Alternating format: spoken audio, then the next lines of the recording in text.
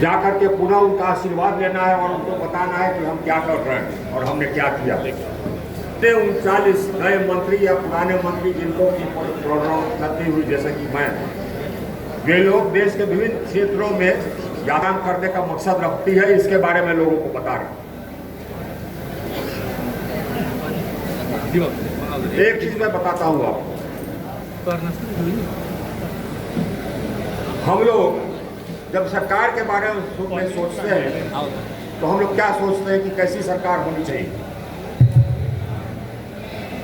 हमको तो ये लगता था कि सरकार ऐसी होनी चाहिए, आपको क्या लगता है नहीं मालूम, लेकिन मुझे लगता है कि सरकार ऐसी होनी चाहिए जो कि ईमानदार हो, जो राष्ट्रहित के सबके सामने रखे, राष्ट्रहित के साथ कभी समझौता नहीं करे और विकास करे।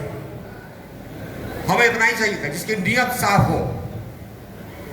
आपको भी, आम आदमी को भी यही अपेक्षा है सरकार से, है कि नहीं? बताइए, यही अपेक्षा है।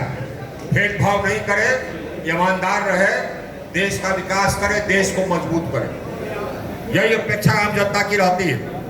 हालांकि ये अलग बात है कि वोट करते समय हम लोगों में से बहुत सारे लोग दिग्भ्रमित हो जाते हैं और जा करके ऐसे लोगों को भी वोट कर देते हैं जो इस पर खड़े नहीं उतरते हैं, इस आइडियल पर खड़े नहीं उतरते हैं, उसको भी वोट कर देते हैं, ये अलग बात। लेकिन आम तौर पर जनता के स्वरूप में ऐसे ही लोगों को खोजती है सरकार में, ऐसे ही लोगों के लिए वोट देती है।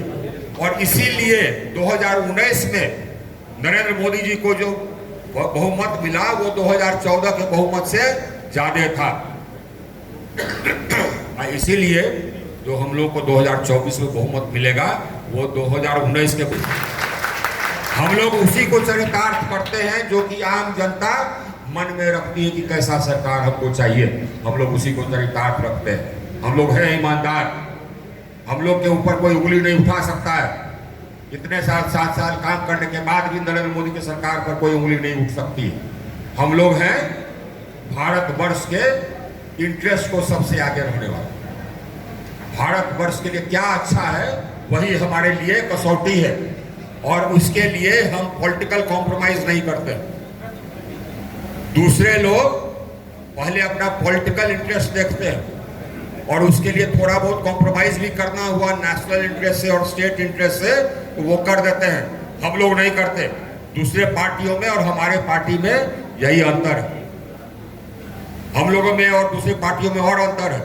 अब वो ये अंतर है कि हमारी पार्टी किसी व्यक्ति का या परिवार की पार्टी नहीं है, हमारी पार्टी किसी जात की पार्टी नहीं है, हमारी पार्टी देश की पार्टी है। यहाँ सब जात के लोग रहते हैं। ये किसी के परिवार का ये धरोहर नहीं है, किसी के परिवार का नहीं है, न किसी के व्यक्ति का। जैसे अन्य पार्टियां हैं और कोई पार्टी ऐसा परिवार का नहीं है, व्यक्ति का नहीं है, ऐसा कोई पार्टी है क्या? नहीं, कोई नहीं है। और हम लोग निर्णय लेने की मादा रखते हैं, चाहे वो अटल बिहारी वाजपेयी हो। हम लोग के पास न्यूक्लियर बम फोड़ने की क्षमता बहुत पहले आ गई थी, किसी में हिम्मत नहीं थी।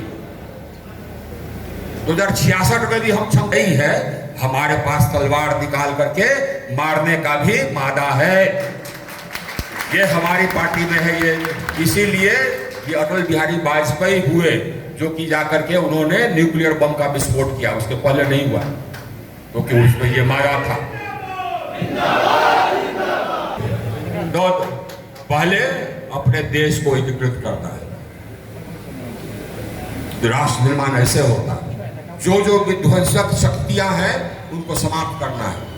ऐसी शक्तियां या ऐसी व्यवस्था जो कि बिखराववाद फैलाती है उसको समाप्त करना है। राष्ट्र निर्माण का यह महत्वपूर्ण काम है। इसीलिए यह महत्वपूर्ण काम था कि हमने धारा 370 हटाया। यह सिर्फ पॉलिटिकल नारा नहीं है, नहीं, धारा 370 के कारण बिखराववाद पैदा हो रहा था लोगों के मन में। उस क्षेत्र में, जम्मू कश्मीर के क्षेत्र में कुछ लोगों के मन में यह भावना पैदा कर रही थी कि हम हैं और हम और अलग हो सकते हैं। ये सब जानते थे कि 370 देश के हित में नहीं है। कोई हटाया नहीं, हम लोग हटाए राष्ट्र निर्माण। उत्तर पूर्व में बिखराववाद था, आज नहीं है, क्योंकि हम लोगों ने वैसे नीतियां बनाई। उत्तर पूर्व को हम लोग समेत हर एक मंत्री को महीना में 2 बार या 3 बार उत्तर पूर्व में जा करके प्रवास करना पड़ता है। अब कि हाँ साहब, तो दिल्ली की सरकार दोहरीकरण का 4 लेन का इससे इतने तेजी से पहले कभी नहीं हुआ। यह भी शुरू अटल जी ने भी किया था। 4 लेन कौन शुरू किया? हमारी पार्टी ने शुरू किया, अटल जी ने शुरू किया। उसके आगे कौन बढ़ा रहा है? हमारी सरकार बढ़ा रही। आधारभूत संरचना 5 लाख करोड़ का निवेश हम करने जा रहे हैं। विकास इसी से होता है। आप लोग बुद्धिजीवी है, इसलिए मैं बता रहा हूं। साथ ही साथ आप आधारभूत कर दीजिए, निवेश लाने की व्यवस्था कर दीजिए, लेकिन निवेश लाने की व्यवस्था के लिए बिजली भी जरूरी थी।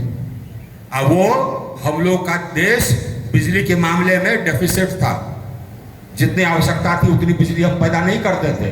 हम लोगों की सरकार ने हम अपने देश को बिजली के डेफिसिट से सरप्लस बना दिया। 1,82,000 मेगावाट उत्पादन क्षमता स्थापित कर पूरे देश को एक ग्रिड में जोड़ दिया, पूरे देश को, ताकि एक कोने से बिजली दूसरे कोने तक निर्बाध रूप से पहुंचे। ग्रिड के बहुत सारे सबस्टेशंस बनाए। विद्युत व्यवस्था सुदृढ़ करने के लिए राज्यों को पैसा दिया, 2,02,000 करोड़। बिहार को 22,000 करोड़ दिया, ताकि व्यवस्था सुदृढ़ हो और बिजली 24 घंटे मिले। आज गांव 22 घंटा बिजली मिलती है, ये औसत है, पूरे देश का औसत है, सिर्फ बिहार नहीं। बिजली, सड़क परिवहन, हवाई जहाज, जगह जगह दरभंगा में अब एयरपोर्ट हो गया, वहां पर भी ये हवाई जहाज उतरता है। इसी तरह पूरे देश में तो आधारभूत संरचना, ये फ्रेट कॉरिडोर, और सिर्फ इससे नहीं होता, गरीबों के लिए चिंता, क्योंकि डेवलपमेंट इकोनॉमी, आप सिर्फ डेवलपमेंट करेंगे उसी से नहीं होगा। आपको जो गरीब है उसकी भी चिंता करनी होती। गरीबों की चिंता, गरीबों के लिए मकान वो हम बनवा रहे हैं, गरीबों को गैस का कनेक्शन, गरीबों के घर में बिजली, स्वास्थ्य लाभ, ये सब हम लोग कर रहे हैं। तो जो सरकार को करनी चाहिए वो हम कर रहे हैं, हम लोग की सरकार। ये पहले हम लोग पॉलिटिक्स, ये यहाँ नहीं, पॉलिटिक्स एक जरिया है, लेकिन पॉलिटिक्स के लिए हम लोग यहाँ हैं देश के लिए। और देश हमारे सामने हमेशा सर्वोपरि रहता है। दूसरे लोगों में और हम में यही अंतर। हम देश के लिए, हम वोट बैंक की राजनीति या तुष्टीकरण की राजनीति नहीं करते। हम कड़े निर्णय लेने का मादा रखते हैं, क्योंकि हमको विश्वास है कि ये देश के लिए सही है और ये जनता को ये समझ बूझ होगी कि हाँ साहब, तो देश के लिए सबसे ज्यादा सही काम कौन करता है।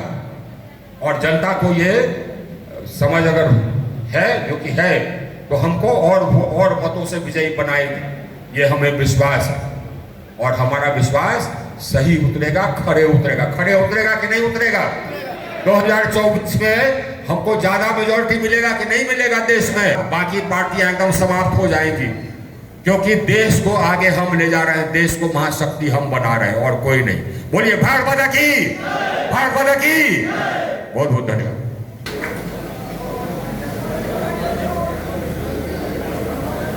अब आज की सभा यही